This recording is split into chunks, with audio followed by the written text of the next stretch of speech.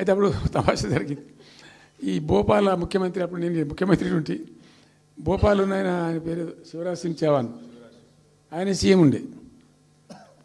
ఆయన ఆ ప్లానింగ్ అదే ఇప్పుడు నీతి ఆయోగ్ ఉంది కదా, దానిలో సబ్ కమిటీకి ఆయన చైర్మన్. నేను భోపాల్లో పెడతా బాయ్సాబ్ జర వచ్చిపోను అని ఖచ్చితంగా ఊరికే బతిమాలితే ఫోన్ల మీద ఫోన్లు చేస్తే ఏం భోపాల్ లేవా మీరు చూసుకొని అంటే, లేదు సార్ నువ్వు తప్పకుండా రావాలంటే సరే అని పోయినండి. అయితే ఆడొక ఇండస్ట్రీ మినిస్టర్ ఉంది, వాళ్ళ గవర్నమెంట్కి ఉంటారు కదా మధ్యప్రదేశ్కు.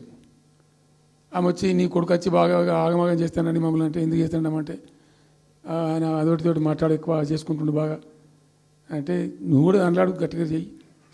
ఆమె వసుంధర రాజే చెల్లెలు, ఆమె పేరు యశోధర రాజేనా ఏదో అన్నది.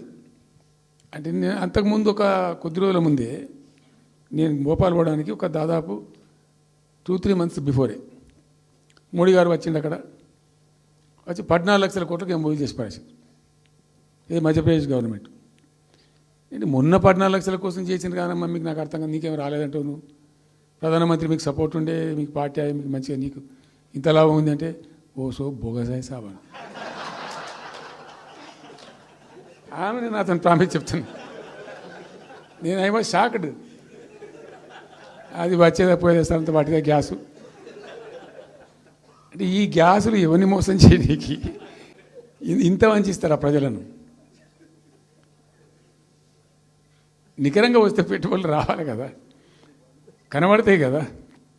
ఆ పెట్టుబడులు వస్తే లాభాలు జరుగుతాయి, ఉద్యోగాలు వస్తాయి, ఫ్యాక్టరీలు వస్తాయి, అడిషనల్ ఇన్కమ్ జనరేట్ అవుతుంది, స్టేట్ గవర్నమెంట్కి జిఎస్టీ పెరుగుతుంది.